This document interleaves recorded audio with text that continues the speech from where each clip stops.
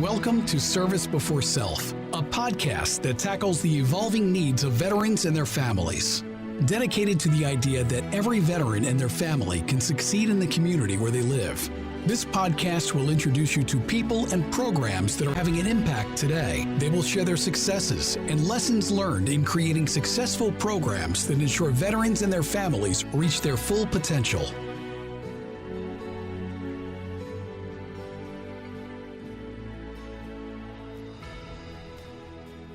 Welcome back to the Service Before Self podcast. Sam Whitehurst here, joining you for another episode where we're going to talk about a particular issue or a particular challenge that's facing our veterans and their families. I'm really excited about today's episode. We are going to address one of those things, I'll be perfectly honest with you, that keeps me awake at night. As we are all dealing with the challenges, the current challenges of dealing with the pandemic, one of the things that I'm concerned about, and I'm sure many of you are concerned about as well, is how will all of the anxiety, the stress that's caused by just worrying about the disease itself, the stress that's caused by, we see rising unemployment rates and what's going to be the state of our economy over the next several months or maybe even the next couple of years. And also, what are going to be the lasting impacts of social distancing? And, for many of us kind of being isolated at our homes, in some cases away from family and away from friends for long periods of time. I'm very concerned about how all of that's going to impact the mental health of our veterans and families going forward. This was always a challenging subject even before COVID-19. And I think it's taken on added importance as we are dealing with the effects of the pandemic and what may be the lasting effects of it. I've seen some studies that have made some projections that as we see rising unemployment rates across the country, we'll also see a rise in suicide among our veterans. And as we all know, the suicide rate among veterans is already much too high. The suicide rate for veterans is higher than it is for the non-veteran population, both for men and for women. So we already know it was too high before COVID-19. So as we start to think about what that's going to mean as we go forward with rising unemployment and more uncertainty, I'm very concerned how that's going to affect that a suicide rate, which is already much, much too high. I'm excited to have someone on the show today who's absolutely an expert, who can talk about the mental health challenges and also, we'll talk about maybe how this may translate to increased suicide rates and how we can all work together to help maybe keep that low, keep that from happening. But I'm joined today by Dr. Thompson. Caitlin is the Vice President for Community Engagements for the Cohen Veterans Network. Now, the Cohen Veterans Network, for those who don't know, is a organization. It's a network. It's a network of healthcare clinics across the country that really focus on providing mental health services to veterans and their families, especially post 9/11 veterans and their families, though they also provide services to pre 9/11 veterans.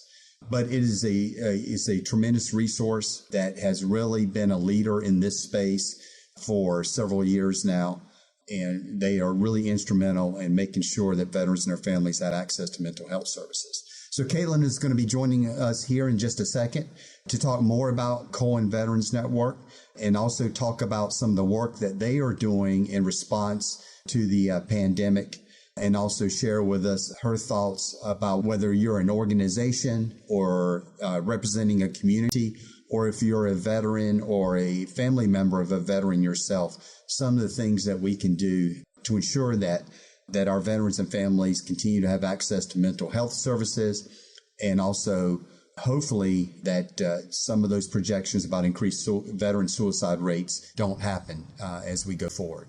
So without any further ado, we're going to bring on Caitlin.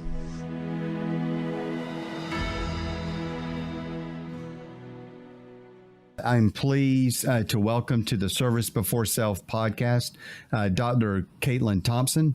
Dr. Thompson is the Vice President of Community Partnerships at the Cohen Veterans Network. So I got to correct that. I kind of screwed that up at the very beginning when I was talking about Dr. Thompson's background, but the Vice President of Community Partnerships at Cohen Veterans Network. So Caitlin, welcome to the Service Before Self podcast. And I'd like to turn it over to you to kind of talk a little bit more about yourself and also talk about the Cohen Veterans Network. Awesome. Thank you so much, Sam. It is such a delight to be here today. And we at Cohen Veterans Network are just thrilled to have you and the Dixon Center as a partner. And so I just briefly a little bit more information about me. I'm actually a licensed clinical psychologist by training. I started all of my training at the Denver VA Medical Center, where I was a pre-doctoral intern, and then I did some postdoctoral work at the Denver VA. And it was there that I fell in love with the veteran population. I just knew that this was the group of men and women that I wanted to work with for the rest of my life. I hadn't had that much experience with veterans before my time in training in Denver. And it was just within a couple of days that I knew that this was just an extraordinary group of men and women who I wanted to serve. It just couldn't be a better calling. So I then ended up working at the Denver VA Medical Center for quite some time, and I then became very interested in suicide prevention. I had lost a few veterans to suicide within the first year of my working at the Denver VA, who I had worked with, a bit.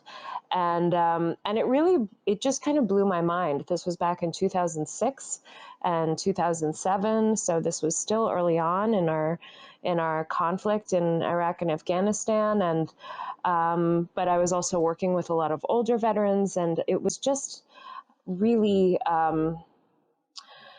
it was just really striking to me of how is this possible that we're losing these amazing men and women to suicide. And so I started to study it a bit more, and that's what I did my fellowship in at Denver, but then moved on to the University of Rochester in upstate New York to continue to study suicide and suicide research.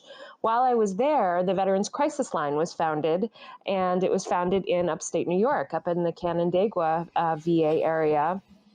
So I ended up working there. I just fell in love with the crisis intervention field. I helped to oversee training and all of the clinical care for the Veterans Crisis Line. I was there for almost 5 years and continued to then do work in suicide prevention, where by the end of my time at VA, which ended a few years ago, I was overseeing the suicide prevention program nationally for the Department of Veterans Affairs.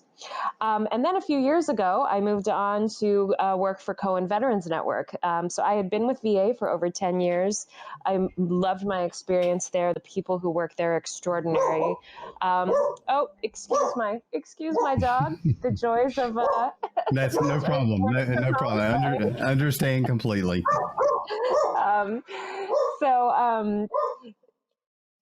Let's see. So Cohen Veterans Network. I wanted to move to a place that had a similar mission that the VA had. And so which is to care for veterans. And the thing about Cohen Veterans Network that we'll be able to talk a little bit more about is that we also really are focused and care for military families. So veteran families and active duty military families. We've set up a network of clinics. We now have 17 clinics throughout the country, brick and mortar clinics, and we provide mental health services, and it's outpatient care. And we really strive to become a part of the fabric of the community in which we're based. We'll talk in a little bit more, but about how we've had to pivot a bit because of the brick and mortar aspect of what we do with the pandemic. But I think we've done that very well, and I guess I'll stop there, and we'll just dive in a little bit more. But there's some background about myself. Thanks. Yeah, no, that's great, and it's one thing I do want to stress that I think is critically important is the fact that the Cohen Veterans Network does exactly what you just said. It includes the family as well. I think too often, both in my experience, active duty, as well as experience retired from the military, that too often when we have conversations about access to mental health and other issues involving mental health, too often we separate the veteran from the family. And we focus a lot on the veteran, rightfully so. But, as someone, my family and my wife and I, we have 4 children, a family that with me has been with me through, all of my deployments while I was on active duty. And so I saw some of the challenges and some of the needs that they had while I was deployed and while I was on active duty. So I think that's something that I love about the Cohen Veterans Network, that they include the family as part of that, because we do need to have more conversations. When we talk about veterans, we've got to always make sure we include the families as well. Absolutely, Sam. Absolutely. And the thing that so the VA does do some family work, but it typically has to be about whatever concerns the veteran may be bringing up. And for us, we're able to see that 10-year-old who just PCS'd across the country and is starting a new school and is having a lot of anxiety, and it just is focused on that 10-year-old, so that we can really wrap our arms around that family, but we can do it with by doing individual childcare with adolescents. We also do couples therapy, which is so important. And of course, we do then the broader family therapy. But, we've heard it before, and I repeat this all the time because I hear it so much. But, one person is in the military in the family, the whole family's in the military. And, it really is a culture unto itself. And so really proud to be able to provide that level of service. Yeah, and like I said, that's something that I think Cohen Veterans Network it does very well, and want to make sure. I'm glad you highlighted that, and I want to reinforce that. So one of the things at the beginning of the podcast, one of the things that I brought up was the fact that as we're all dealing with the challenges of dealing with COVID-19, we're all dealing with the challenges of the pandemic. One of the things that really keeps me awake at night is, how is this going to impact our veterans and families when it comes to health, mental health, access to mental health? Because I just know in myself and in my own family, we have anxiety about just the disease itself.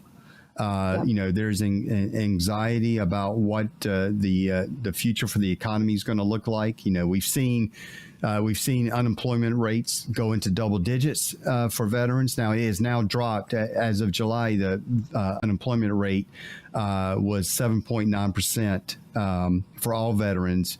Unfortunately, women veterans continues to outpace male veterans, though. So it's higher for our women veterans. But even though that's not in double digits, that's still not a good number to be at when it talks. So I know there's a lot of concern about what does the economy hold for either a transitioning service member or for a veteran or their family, and there's a lot of anxiety caused by that. And then of course, social distancing. We're all practicing social distancing, or hopefully we are, because that's because that's important in countering the disease itself. But unfortunately, there are some impacts, in terms of, being separated from family and friends for long periods of time that could translate into some mental health challenges. So I know that Cohen Veterans Network has been really on the forefront of trying to to assess what the needs are for veterans and their families when it comes to mental health during the pandemic. So I want to give you an opportunity to talk a little bit about that. Absolutely. Yeah. Thank you. It's just been a devastating time for everybody, and but also especially for our veterans and their family members. Um, it's it's scary. It's scary to think ahead and know what the history looks like in the past, and how things like this have and can impact mental health.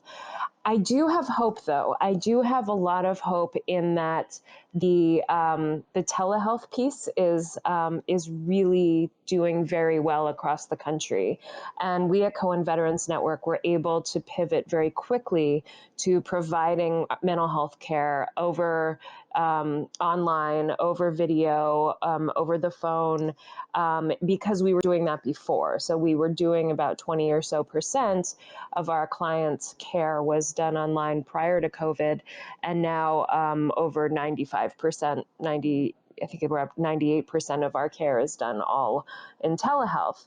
And I think that, this is clearly a wave of the future. And anecdotally, when I speak with clinicians who work for our network, they say that, in fact, the level of depth you can get with people in terms of talking things through seems to be even higher when you're doing telehealth, because people are comfortable, they're in their own homes, there's just a level of comfort and an ability to get more quickly comfortable with the therapy session. So in terms of it as a modality of care, I think it's great. I think a lot of other organizations are pivoting towards telehealth. And we still have a lot to learn from it. Now, the things that I worry about are those veterans in particular who have already been isolated because that's what they want to do. And we know that social isolation tends to be a high risk factor for suicide, for mental health problems. So with the social distancing piece, that compounds that even more. So I think that we all need to really think about we need to think creatively about how to reach out, especially to those veterans who may already be isolating, and try to grab them and make sure that they are getting the help that they need and deserve. So, I think another piece of what we've done and what some other organizations have done, we've added a component to our website called CVN Presents. So if you go onto our website, which is cohenveteransnetwork.org, you can go to CVN Presents, which has continuously updated information and videos and groups to engage the community in other types of things besides therapy. So doing things like suicide prevention training, yoga classes, art classes, so that there is still some level of social engagement, even if a veteran or their family members are more isolated. Oh no, that's I think that's very important. Making sure that we are connecting with people who may have been isolated before even COVID-19, and obviously that has become a greater challenge since as we start to implement social distancing. One of the things that I are kind of remain concerned about is the stigma sometimes associated with going to seek mental health treatment. I mean, I saw this on my own experience on active duty, and even though I think we've made some great progress in countering that stigma about seeking mental health, I still think it's something that's a challenge. So your observation about how, in some ways telehealth, people maybe feel more comfortable and maybe it lessens the impact of that stigma. But I would just I would hope that our audience out there does embrace the idea that there should not be a stigma with seeking mental health treatment. No, Sam. Yeah, especially now. This is what so many of us just need, that care, and it doesn't. This is just getting through life in this very, very challenging time, it's fine to reach out. And, with telehealth, there's also, I think, there are some concerns about security and confidentiality, but I want to assure your listeners that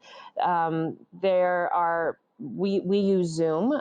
We use the Zoom platform, an enhanced Zoom platform that has, is HIPAA regulated, or, is HIPAA compliant, is very, very, very secure.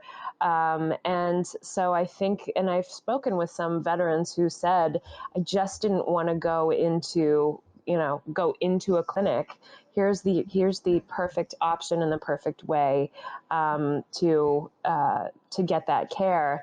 And what I also want to say is that the reason that I wish that stigma wasn't an issue was primarily because we know that people get better. We know that this works. We have so much evidence and so much research and so many stories where veterans in particular have said, I didn't think that I needed the care. I didn't want to go in. And 3 to 4 months later, I am not as angry as I used to be. I am not lashing out at my kids as much as I used to be because I feel better. And that's because this stuff works. It's just treatment does work, and people can get better. So again, just so proud to be able to help to provide that message, because it's an important one that we all deserve to feel as good as we can. And that's another another aspect of the Cohen Veterans Network that I think is important is the whole idea of confidentiality. Even though there shouldn't be a stigma, I do know. Yep. I'm not that far removed from active duty, and that there are still, especially our active duty service members, who are sometimes still concerned that if they're seeking mental health treatment, that it somehow will have a negative influence or a negative impact on their careers if that gets back to their chain of command. And Cohen Veterans Network is something that is completely outside of the military chain of command and is an access for people to receive the treatment that they need. It's true. And we are only just starting to see active duty service members by themselves. So we will definitely see a service member who is still activated in a family context, in a family therapy, in a couples therapy context. But we didn't want to be get that complicated piece with the chain of command going. However, we've been doing some active duty piloting with service members at Walter Reed, and are expanding that right now to a few other locations. And so I think that that's going to be really helpful for our active duty service members. Of course, we also always want to talk about our Guard and Reserve folks, and who are all over the country, and who also, we believe at Cohen Veterans Network, if you've served one day in the military, you deserve care. You deserve the type of care that we provide that has military cultural competence. And, as a non-for-profit, I also want to stress that we are a non-for-profit. We are able to provide this care. If you have insurance, we will take your insurance. If you struggle with a copay, we're able to work with you. So we want our care to be as barrier-free as possible. And this is coming down to your initial statement about concerns about access to mental care. We want to make sure that we are expanding that access as much as possible.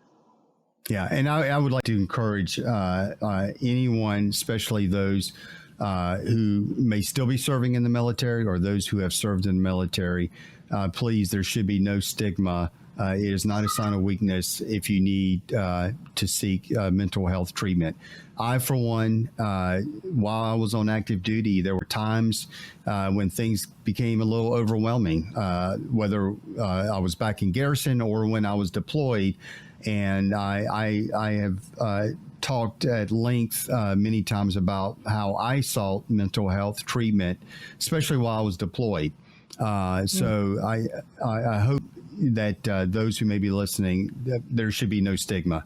And I like, and just Caitlin, as you just laid out, I came out the other end, I think, in a much healthier and a much better place than I was, and I attribute that to my own focus on my own mental health and making sure, just like I would for a physical injury, making sure I was addressing that and talking to the right people to help me through that. So, let's continue to fight that sometimes negative stigma that goes with seeking mental health treatment.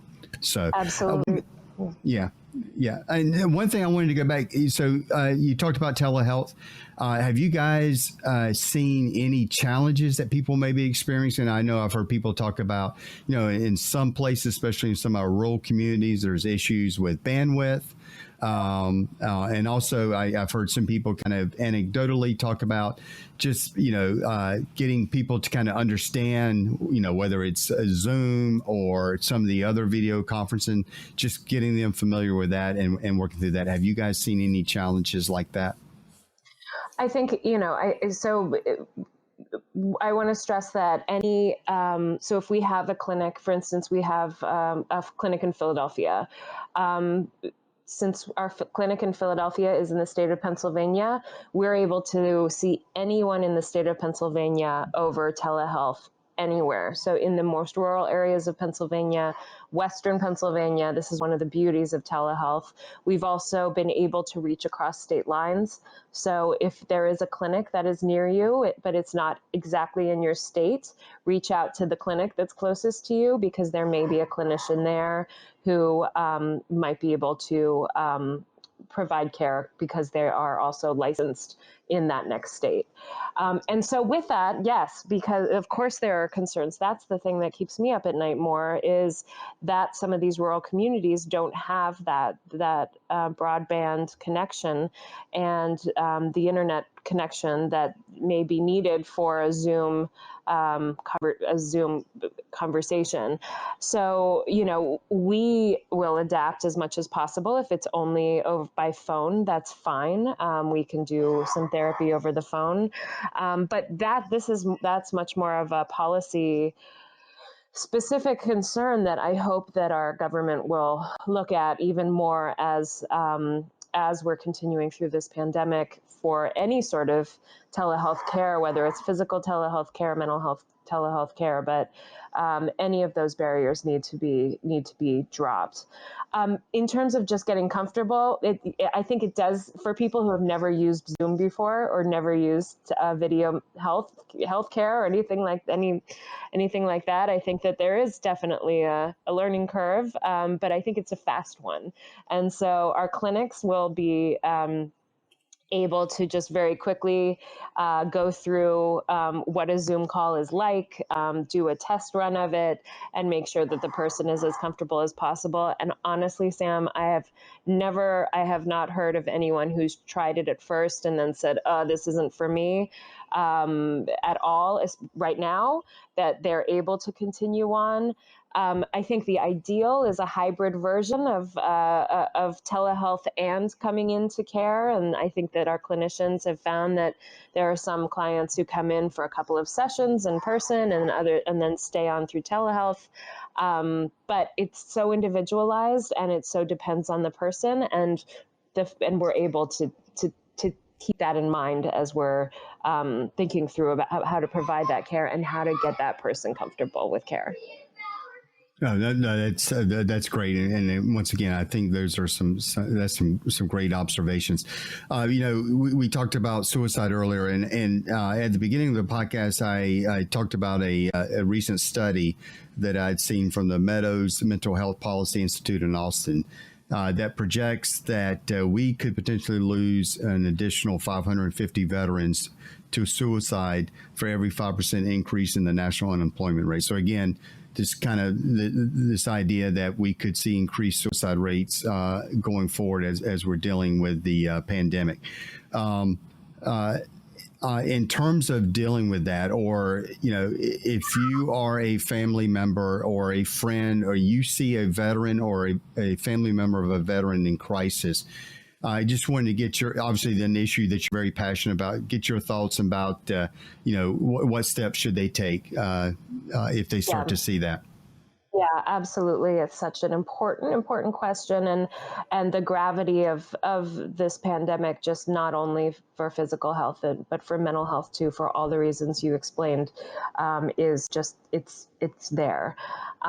So I think that one of the first things that people need to understand is if they talk about their concerns about somebody else, it isn't going to shut that other person down. People get worried still that if I ask somebody if they're feeling suicidal, or if they're feeling so down that they might take their own lives, that people will immediately get angry or they'll shut down, and that I'll put it in their head. And that just isn't the case at all. It really opens up the conversation more if you just ask directly. So it's feeling comfortable with asking the question, if you're concerned about somebody, and doing it in a way that's empathic and caring and open, and opens up the conversation. If you are online and somebody has posted something online, or they've said something that's very concerning, I worked there, and I will always promote the Veterans Crisis Line, which is 1-800-273-8255, and make sure to press 1, where they also have texting services. You can go online at veteranscrisisline.org. They are just extraordinary people. It's a 24/7 operation. There are almost 1,000 employees right now who work there at 3 different sites, and they are absolutely there and available to take any call or any concern that you may have about somebody that you might be worried about, if you aren't able to get in touch with them. I think that there are options, but really just embracing, putting your arms around somebody from afar and saying, I am here with you. We're going to get through this together. We have options. We have ways to find you help. And this is lots of people are feeling this way right now, and lots of people can get the care that they need. No. Thanks, Caitlin. And for the audience, I'll make sure that in the show notes for this, we'll make sure that we have the number for the Veterans Crisis Line, as well as a link to the website as well. So we'll make sure everyone can get to that. So we're near the end of the podcast. So I wanted to see if you had any closing thoughts or anything that you really wanted, whether it's an organization or someone who's representing a community, or a veteran or a family member of a veteran who's out there right now, anything you'd like them to take away from this? Thank you, Sam. This is just such an important topic, and I just encourage people to continue to reach out for the care that they need, either through friends and family members, but also for places like Cohen Veterans Network. Again, you can find us at cohenveteransnetwork.org. We are continuing to add more content to our website and to what we do. We also just started what's called CVN Frontline that you can find in our website, which provides support and care to those emergency responders who are at the front lines of the COVID pandemic right now. And so we are also there for them. And, just continue to support each other, and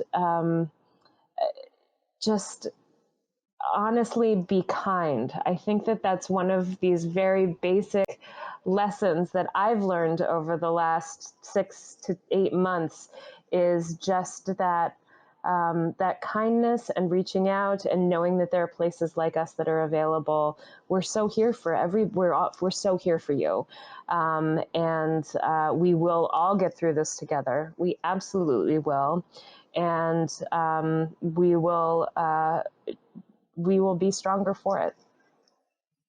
No, what a perfect way to end the podcast, and what great advice. So, Caitlin, I want to thank you again for spending the last 30 minutes with us. I want to thank you for what you're doing for veterans and their families, and what you obviously have been doing for across your career.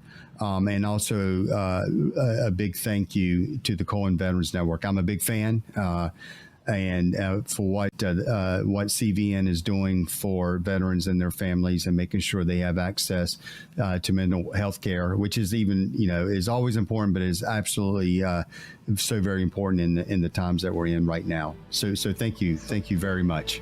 Thank you so much, Sam. Warmest wishes to you and to everybody out there in the audience.